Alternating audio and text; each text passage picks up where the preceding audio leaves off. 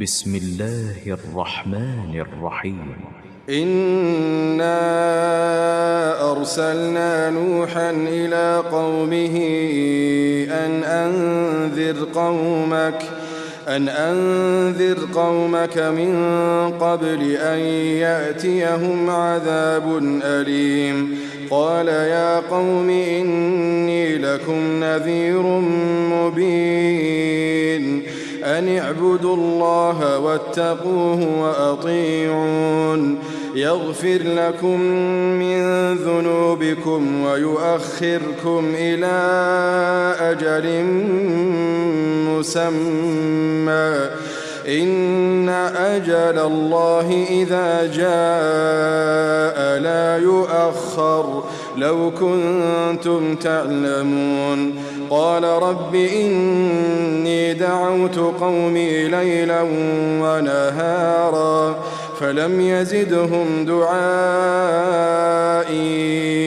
إلا فرارا وإني كلما دعوتهم لتغفر لهم جعلوا أصابعهم في آذانهم واستغشوا ثيابهم وأصروا واستكبروا استكبارا ثم إني دعوتهم جهارا ثم إني أعلنت لهم وأسررت لهم إسرارا فقلت استغفروا ربكم إنه كان غفارا يرسل السماء عليكم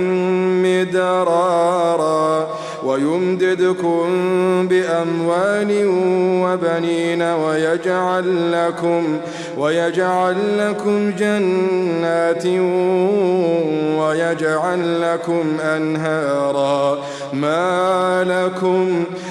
لكم لا ترجون لله وقارا وقد خلقكم أطوارا ألم تروا كيف خلق الله 7 سماوات طباقا وجعل القمر فيهن نورا وجعل الشمس سراجا والله أنبتكم من الأرض نباتا ثم يعيدكم فيها ويخرجكم إخراجا والله جعل لكم الأرض بساطا لتسلكوا منها سبلا فجاجا قال نوح رب إنهم عصوني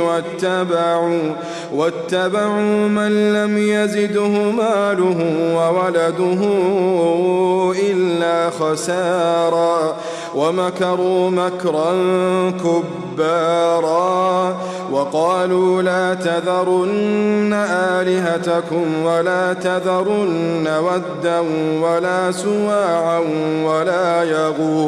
ولا يغوث ويعوق ونسرا وقد أضلوا كثيرا ولا تزد الظالمين إلا ضلالا مما خطيئاتهم أغرقوا فأدخلوا نارا فلم يجدوا لهم من دون الله أنصارا وقال نوح رب لا تذر على الأرض من الكافرين ديارا إنك إن تذرهم يضلوا عبادك ولا يلدوا إلا فاجرا كفارا رب اغفر لي ولوالدي ولمن دخل بيتي مؤمنا وللمؤمنين والمؤمنات ولا تزد الظالمين إلا تبارا.